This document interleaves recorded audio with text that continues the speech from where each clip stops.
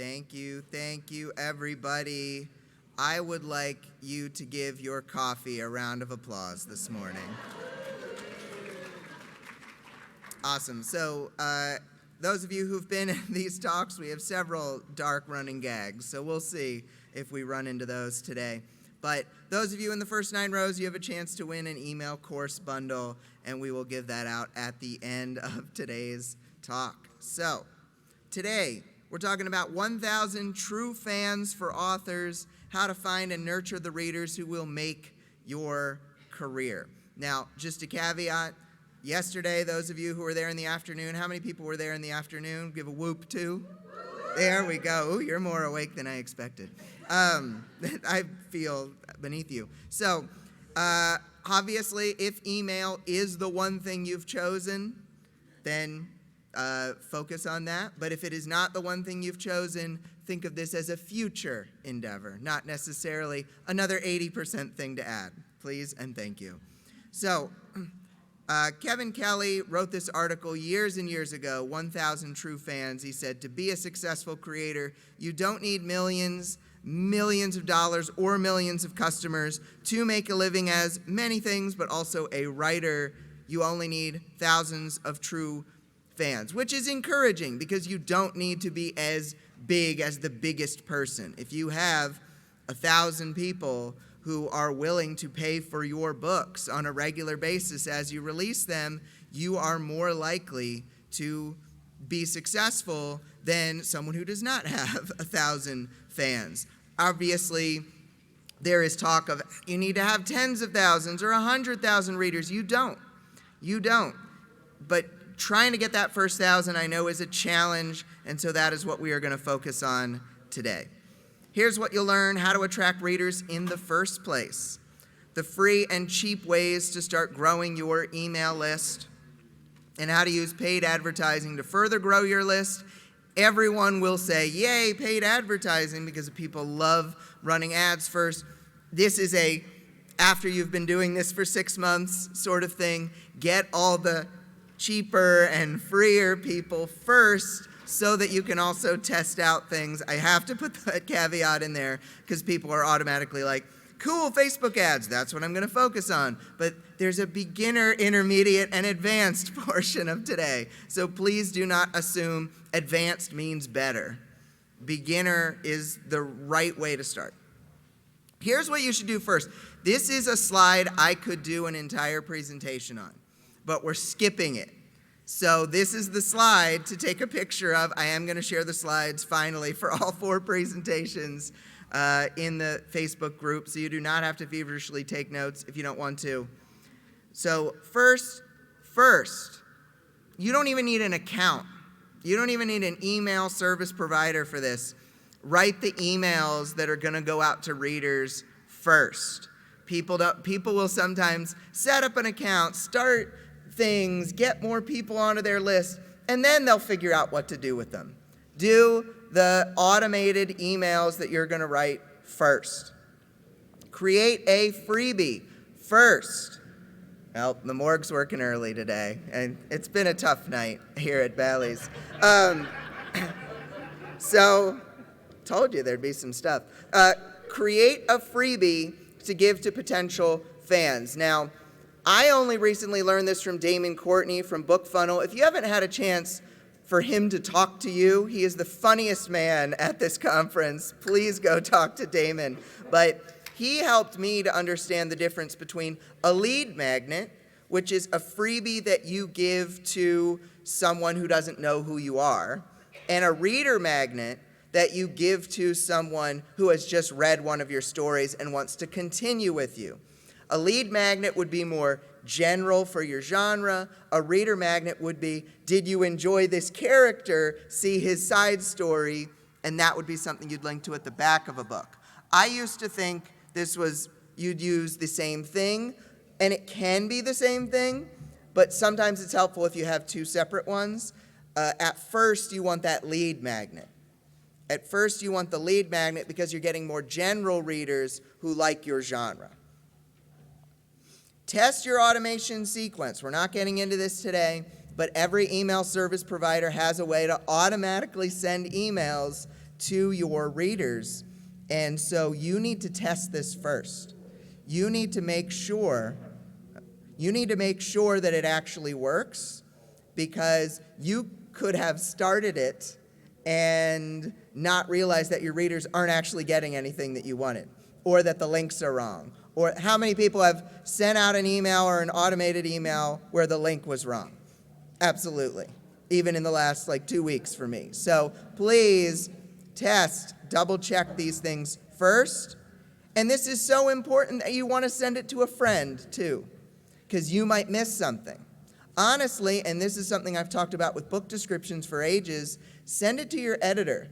Ask your editor, look, you have an eye for this that I don't. Please check for typos and if the links worked. There's nothing wrong with that. Pay them an extra little bit so that you get this right, because it's that important. Let me pause at the end of that. Take a picture. We're not going into any more of this today, because we're going into primarily how to build the list, how to get more newsletter subscribers. So there's some material on this. I have a book that goes into this stuff. So we're past it. Let's say we're sorry, goodbye. All right. So how do you let the world know that you have an email list? How do you let the world know that you have these books? Once you've got a landing page, which is the page where people can sign up, a freebie, which is the thing you give the lead magnet, and the automation, that is when the real work begins. And you're like, Bryan, that was all a lot of hard work. And yes, but I would say that building the newsletter can be a little bit harder, but there are some simple strategies you can use. The best way to realize the rewards of all your hard labor is to make sure people actually know about it. And this is where we get into some personal struggles stuff here, where, oh, I'm not necessarily good enough, or nobody wants to read my emails. And then we've put together this email list that nobody knows about. So we do have to overcome that to a certain extent. I really recommend the 30 seconds of courage strategy, where you do all the work ahead of time, and then the hard part of sending or the hard part of clicking, that's where you get courageous. Just say, all right, I'm going to be strong for this 30 seconds, and then click, and oh my gosh, I can't believe I did that. That's where you need that 30 seconds. Now, some are tempted at this time to dive right into ads, but I recommend going for the cheap and simpler ways first that will not raid your wallet. Every reader that you've ever gathered on any social media site, Facebook, TikTok, wherever, it should be your number one objective on that platform to move them off of that platform. Remember when there was all this news that TikTok was going to get taken down about a year ago, and the app was taken down off the App Store? If that had happened and TikTok had gone down, people with hundreds of thousands of followers would have had no way to reach their list that they've cultivated on that platform. So it's always a good idea to get them over to where you are, which is your email list that you control. And this means you'll have to tastefully but frequently make it clear that you have this wonderful offer that relevant readers should take advantage of. You don't have to wear a backpack with your face on it, but you do have to tell your social media followers that you have an email list. So where are your readers? This is kind of what platform should I find these readers on? It's a question that authors rarely ask themselves, but it's very important. One of the reasons you don't have to be on every platform, kind of going back to yesterday's talk, is because one of the social media sites probably has a higher percentage of your readers than the others. Maybe your readers are more on TikTok, or maybe your readers are more on Facebook, depending on their age demographic, depending on your genre. And so it's smart to have a presence, especially on that site where your readers are likely using that site.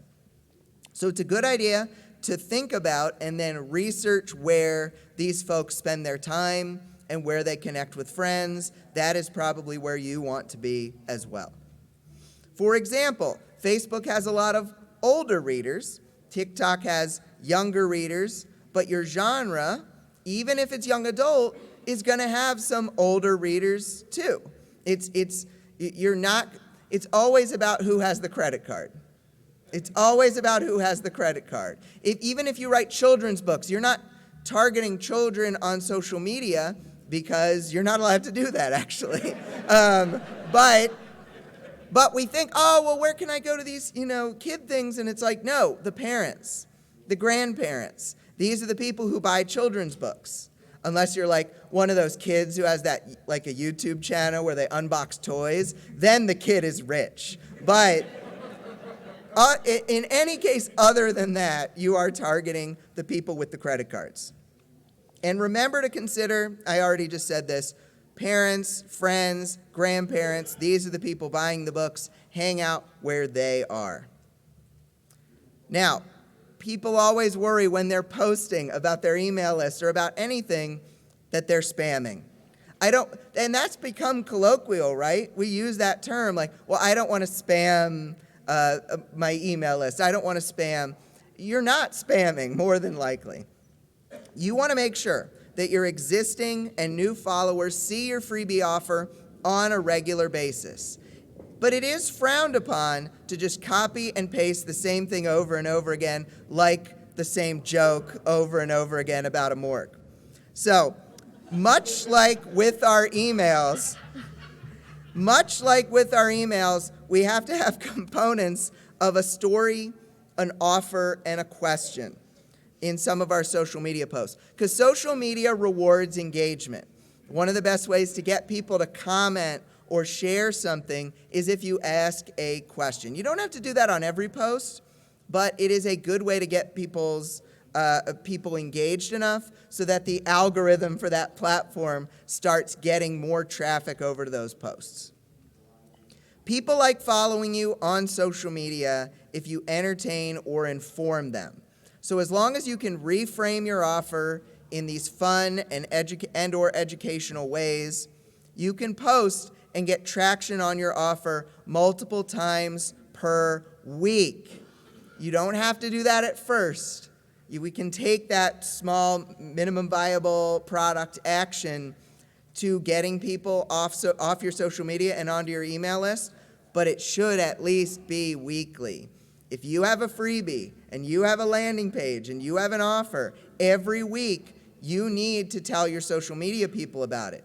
Why do we need to do this every week? Because Facebook, TikTok isn't ever going to show your stuff to all of your people at once. So you need to kind of keep hitting them at different times of the day. And remember, it's informing because you have this awesome offer. You have this awesome book. You have this awesome cheat sheet if you run nonfiction books. Readers want to see this. They want the free thing. You're helping them. You are absolutely helping them to get something. And so you need to remember that you're helping people. You're not spamming. You are helping people get what they want. And that is sometimes worth posting more often. But it does mean you have to get creative. You do have to get creative because you can't just copy and paste the same thing over and over again. So, and this is going to help people to pay attention. If they saw it once but they didn't get it, they aren't going to want to pay attention to the same exact post. Here are different types of posts that you can make on social media. Obviously, different types of platforms are going to have different versions of these. There's nothing wrong with a simple hook, which is, do you want this free thing? Or want to see how this character deals with this thing? Or what are the consequences of this story if the protagonist doesn't get what they want? And a call to action. Call to action is literally telling people what to do.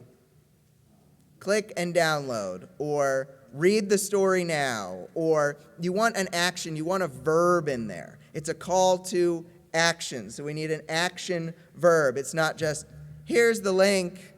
It's like, come on. If you, when you were trying to meet your spouse, if you just said, here's my number over across the room, that's not going to work to make that connection. You want to, I was sad that one didn't hit, but I was thinking about it on the fly, and I was like, I don't know. But, I appreciate y'all laughing at the after joke is what I'll call it. There's nothing wrong with something really, really simple. Just make it have an action verb. Cliffhanger posts. You can set up your readers with some info about your freebie, like info about the story or info about what you would get out of it, but leave something out so they have to download to learn the answer. This is where that kind of question cliffhanger, like, how is Jason going to get out of this situation? I don't know. But you download the book to find out. There's nothing wrong with leaving them hanging, leaving the reader wanting more is a great way to get them to take action. Colorful posts, those Facebook color background posts, or if it's TikTok, a lot of filter kind of things. Make it fun so that people are seeing your offer in a different way so that it strikes them differently than maybe when they saw a regular post. Meme posts. You don't have to be funny all the time to get readers, but it doesn't hurt every so often to use something silly. I have this silly post in my 5-day challenge group that we share, while you wait for your ads, it has this picture of the guy from Outlander leaning on a mountain, and it's while you wait for your ads to run, here's a scotch on the rocks. And it's silly. And I'm thinking about my audience. Yes, he's a strapping lad, but that's not my game. But I'm thinking about the fact that most authors are women. And so I am thinking about my audience when I am posting these silly posts. And so think about who your readers are, and then that is going to be more likely to engage with them. Poll posts. People love voting on polls. This is really easy to do on Facebook. I believe it's easy to do in things like Instagram stories. I don't know if it's available on Instagram Reels, but if you can make a poll and make people actually vote on something, or even just, have you read this story yet? Yes or no, can be a fun way to make sure they know there is a story. Character posts. You can use the point of view of your character. You can make it so the character is actually saying these things.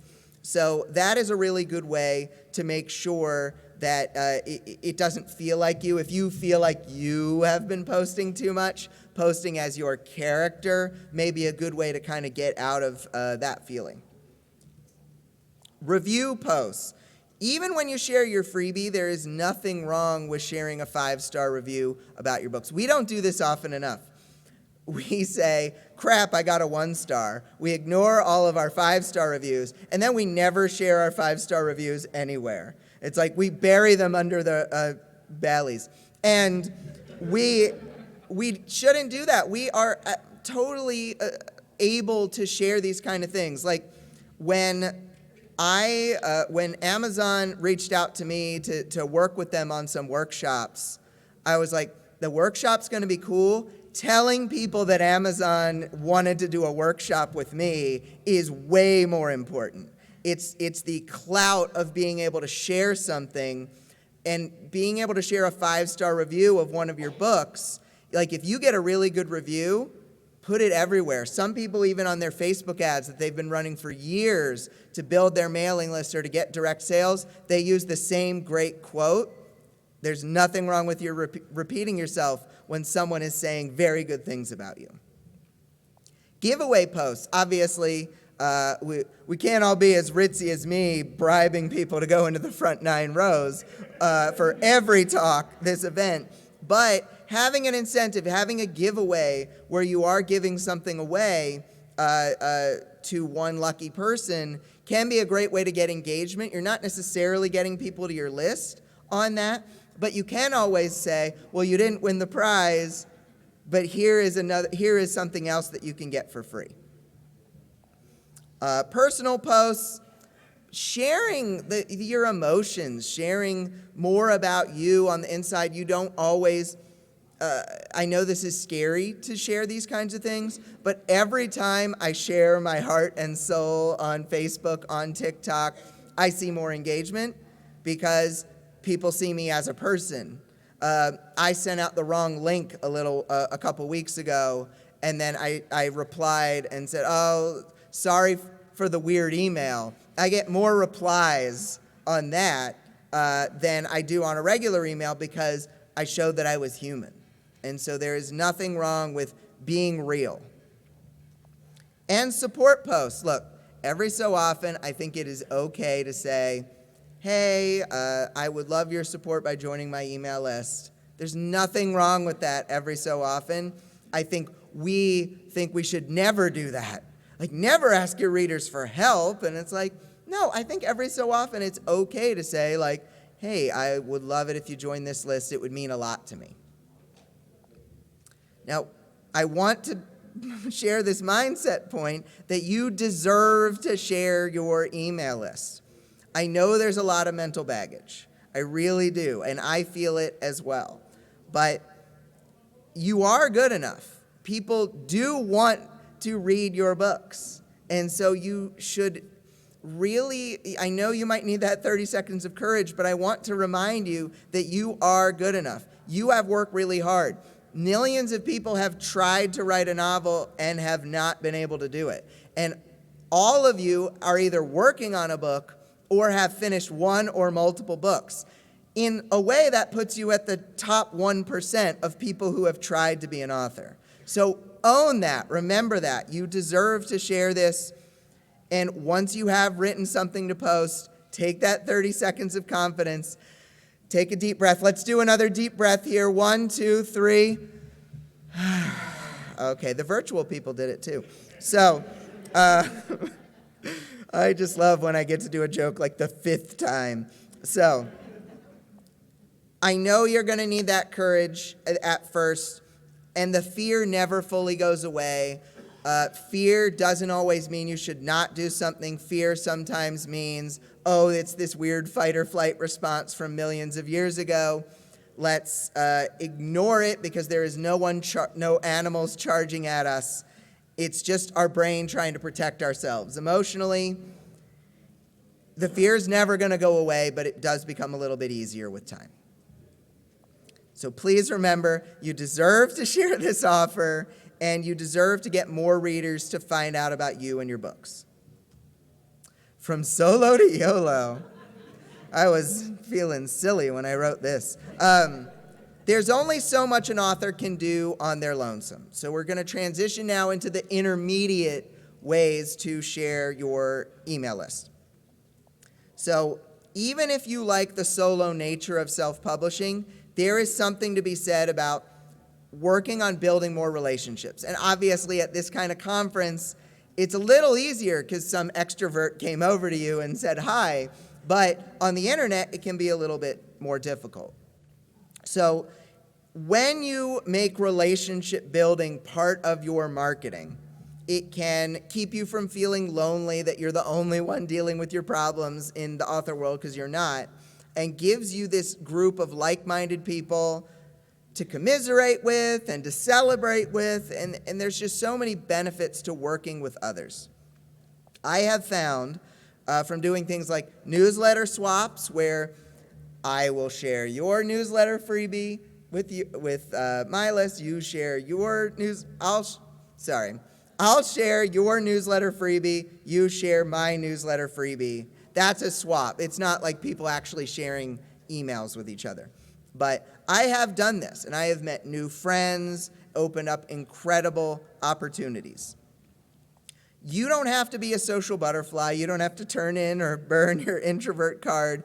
But if you do want to grow faster, once you have done all the social media stuff for weeks and months and you've gotten people over, it is smart to leverage your connections with other people.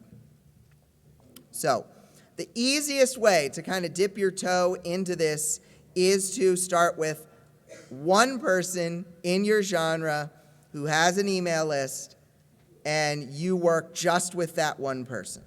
So this involves you sharing a link to a relevant author's newsletter. If you write contemporary romance, don't share a sci-fi fantasy. It doesn't fit. It needs to be someone in your genre.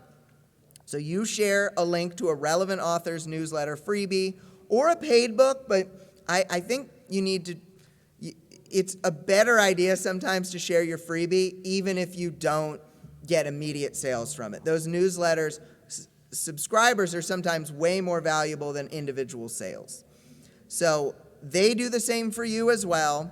And to find these people, you can connect with them individually, or you can use a service like Story Origin or BookFunnel to make these individual connections. How many Story Origin or BookFunnel users do we have here? Give a whoop. So those of you who heard the whoop, and it was quite hearty, think about joining one or both of these services. They're very affordable, and they're a great way to make these connections with other authors in your genre. When you're first starting in this, it makes sense to reach out to partners when you've gathered that first 50 to 100 subscribers first. That's one of the reasons we do the social media thing first, so that we can get all our people off of Facebook and TikTok. So we have a few people, then we can reach out to other people who are at about that level. But if you start from zero, it can be a little bit harder to find partners who are willing to trade with you. You may get rejected, just like that phone number in the corner of the room. No, I know, so bad, so bad. I wish I had another talk to build up that joke more. But you may get some rejections when you start asking people, and that's normal. It's unfortunate, but it's normal. Even I get rejected. I have a big list of nonfiction of authors, and I still have people reject me for potential list swaps, and it's totally normal. And I reject some people as well who maybe only have a really small list, and that's just the way it works, because otherwise I would just be inundating my list with all these different swaps. So I will tell you from experience, it is worth all the no answers to get the yes answers. Now, the next step in the swap game is group promotions. This is where multiple people share each other's landing page or lists at the same time. So when a group of authors, each with 100 plus subscribers, all share a promotion to their own lists, each of the newsletters has an opportunity to grow. Now, much like regular one-to-one swaps, you can organize these yourself, which is how we did it in the old days, no software. Or you can use a premium service like BookFunnel or Story Origin, which I wish we had back then because it was a lot of herding of cats. But if you demonstrate when you are a part of one of these promotions that you are on time, that you are organized, that you are enthusiastic with these swaps, more authors will want to get involved sharing with you. If you're late, if you forget to send, if you are the opposite of those things, then you won't have as many opportunities in the future. You can also make friends with these people. I have seen great collaborations come from initially newsletter swaps that turned into co-writing agreements and all sorts of stuff like that. So it makes it more fun to have some friends who are where you are at in your career as well. So be a good team player on these things. Each of these promos has certain rules in place. And so you want to follow the rules about when you're supposed to share the promo and how many times you plan to email. And when you're a part of these, do even more. Do even more than the bare minimum. Like, you need to do this for the promo. Well, I also did this thing. I also did that thing. And let everybody know. It's like when I get gas in the car, I always leave the receipt on the in the front seat next to me so that when my wife drives the car, she knows, okay, he filled the gas. And I don't want to like toot my own horn about it too much, but I want her to know I did this little thing for the car and for us. And there's nothing wrong with like, I sent it to my list 3 times instead of 2. I was so excited about this.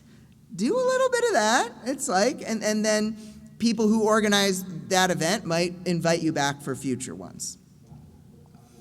And these sites have a sort of reputation feature, which is why it's really important to be a mensch and to do the right thing for other folks who are in the promo. So over-deliver, even though it takes more time, do more than you say. It's going to pay off in the long run. and connect with them.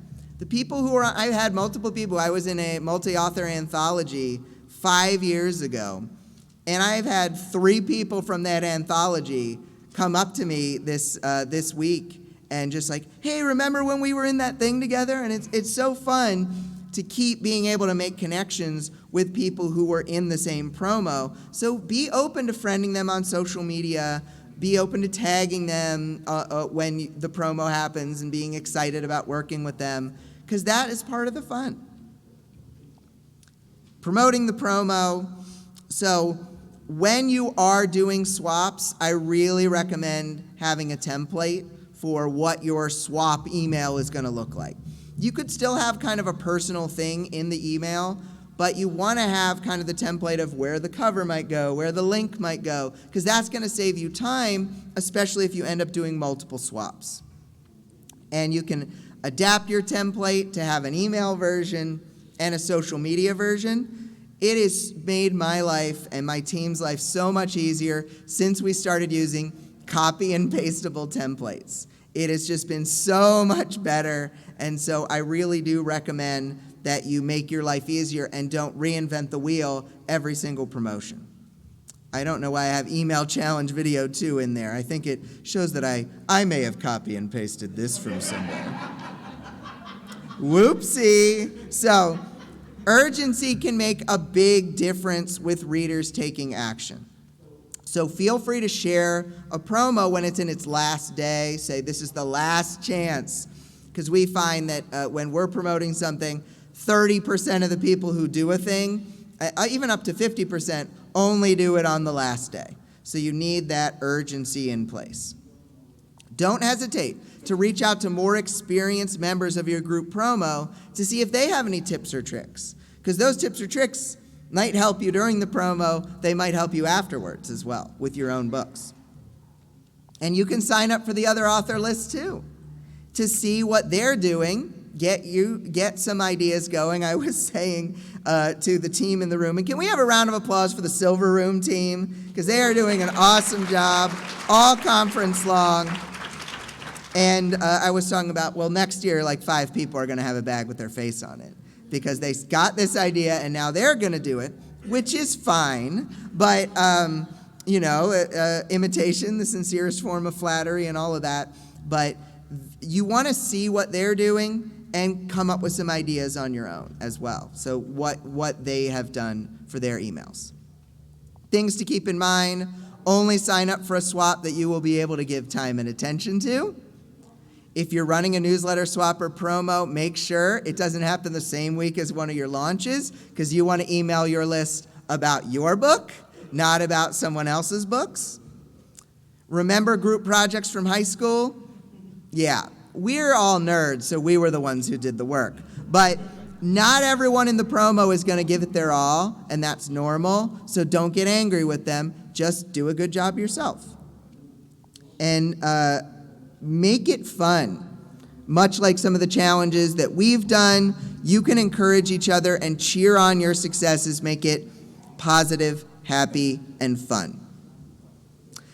Now we're going into the advance, so this is where people will start taking notes. The tactics we've discussed, if applied on a regular basis for 6 to 12 months, can get you 1,000 to 2,500 readers. So we can already get to 1,000 people. Those 1,000 people aren't necessarily going to be 1,000 true fans. Some of them might be more reviewers, some of them rather than buyers, which is totally fine because reviews are pretty important. But eventually, there will be diminishing returns. So to scale up the list beyond that 2,500 mark, you may eventually need to use some form of paid advertising. Like I said, I would wait 6 to 12 months. But running Facebook or other types of ads can be scary. They require a bit of a financial buffer, but they may be one of the only ways to build a bigger list than that. You may not be ready, so think about this as something to consider for the future. How do authors use newsletter ads?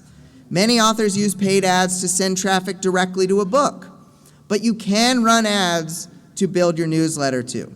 The indies who run these ads understand It's kind of like losing money now, but it's also like an investment where you're not going to see that immediate return. They use traffic ads, conversion ads. Traffic is like you pay per click. Conversion is you pay per person who joined your list. Lead generation ads are another one, you pay per person who joins your list. And they get you over to the freebie offer where people can sign up for the list in hopes that those people will read your automated emails that, remember, you set up first, way before these ads, and that those readers will buy books or review books. But ultimately, the big hope is that they become advocates that share your work and they become fans, and this allows that money investment on these ads to pay off. How do you find the readers? Facebook has potential readers divided across thousands of possible targets known as interests. But 99% of them aren't related to books at all, which makes our job easier, but it also makes our job harder. If you rattled off 5 authors in your genre and search them as interests, 1 or 0 of them will show up. And that's why it's hard to find these interests. And I saw nodding in the crowd. You've been there before, yes. So these interests normally come from other Facebook fan pages, but very few pages are available to choose, so you will have to do some digging. You want to look at people with interest in ebooks or Kindles, which is a big audience, and then you narrow it down. So you say, I want this audience, and then the people inside of that audience who also like this thing. So you narrow it down by either a genre or an author name. So you test out these different sets of potential readers and send them to your landing page, and you will be able to determine this interest seems to work better and this interest is dead. So I heard the rumble, the dead. No, the joke died. The joke died. That's what really happened today. R.I.P. joke. So I'm sorry, Bryan. But you should focus on just the ones that seem to have the best results. How does the targeting work? Because this is the big thing, figuring out the targeting first. You generate a campaign, now it's a little louder, and initially select that the goal is for traffic if you want to run an ad where you pay per click. This is going to generate, there's the big umbrella, which is the campaign. Underneath is the ad set where you choose who you want to target to. And then underneath that is the ad, where you have the picture and the text and all of that stuff. You choose the targeting in the ad set. You pick one country, a certain age range, and a specific language, usually English. You choose broad interests like ebook and Kindle, and then you narrow it by one genre keyword, or you narrow it by a few authors to get to an audience of around 500,000 to 2 million. And that seems like a lot, but a lot of those people won't see it. You're really only going to target kind of a smaller group within there. And once you've created one ad set with the appropriate size audience, then you might create another campaign with another ad set testing a different audience. I have seen in some groups people doing this with 20 or 50 different ad sets with different interests or different ad images and whatnot. And so you don't have to do 20 to 50, but it is something that people do. The goal is to create multiple campaigns with different ad sets so you can test certain audiences against each other to see which one is the one that works the best. Let's say each of your audiences starts with Kindle. Audience 1 is narrowed by contemporary romance. Audience 2 is narrowed by Nora Roberts. You create the same ad to go with the ad sets, and each run for a few days at $5 a day. We talked about Amazon ads this weekend. Facebook will spend your $5. Amazon doesn't always. Facebook always spends your money. So be doubly careful about the budget that you choose. After your test, you might find that audience 1 led to 70 cents per click. Audience 2 led to 90 cents. We want to pay less. So we would then focus on audience 1 and maybe potentially drop the more expensive ad set. Now, creative makes a big difference. Facebook doesn't make the ad for you like Amazon, so you need a strong image. Usually it's not your cover. Usually it is more of a square image. So you might need the person who designed your cover to give you some images of your cover without the text, but some people also use stock photos that they find on stock photo websites, like Deposit Photos, which every year has a Black Friday deal for like $100 for, yeah, it's on right now. So Deposit Photos, go check it out. Thank you, voice. Each ad has a headline and a description, which is basically like a sub-headline. So you can say like, free fantasy book, Dragons and Wizards, the meet cute from hell. Lastly, your ad has words to go with it, which can simply be like one of those simple posts that just has what's happening and the call to action, like click and register to get your free story, etc. Now, you test different audiences to see which ones have the most relevant readers. You test different creatives. And those of you doing the math, there's so many different permutations. This is why this is the advanced stuff, because it can be a lot. So things to keep in mind, start with a cushion. I would not run ads unless you have a cushion of $500 just sitting around. So save up if you plan to run ads. Triple check everything, because Facebook will spend all your money. If you put all my money as the budget, it will spend all your money.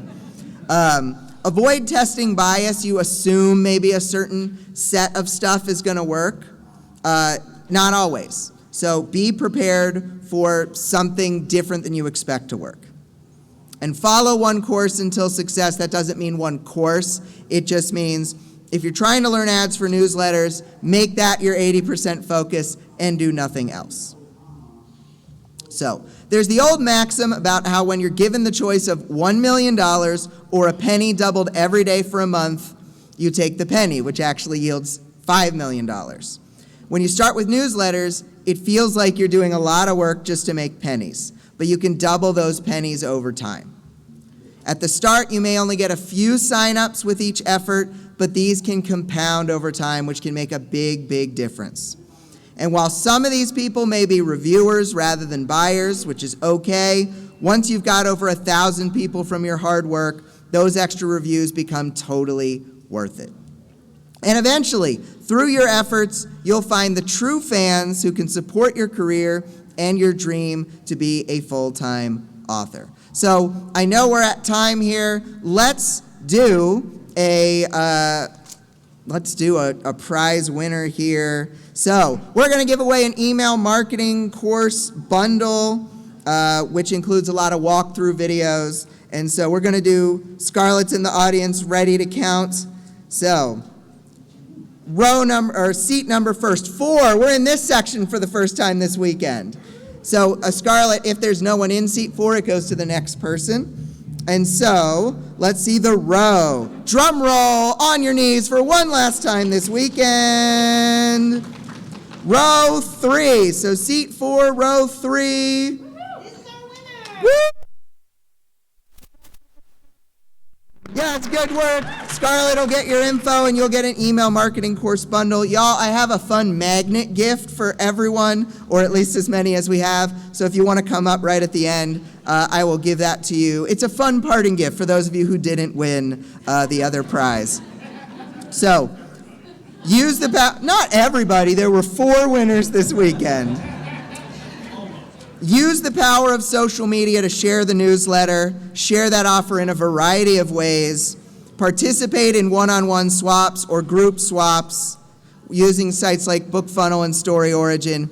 When your list has grown to a certain size, your books are profitable, you can use paid advertising to further grow it. So, thank you, everybody. That's effectively the end of the presentation. We have a pizza party today at 11:15 at Giordano's. All are welcome. It's on my dime, so, don't bring like 20 friends. I'm also happy to take any questions in the far hallway outside of the lobby. And here's the QR code for a free class we're teaching after Thanksgiving. And we have a magnet with some info on some of the future things that we have going. Thank you, everybody, very, very much.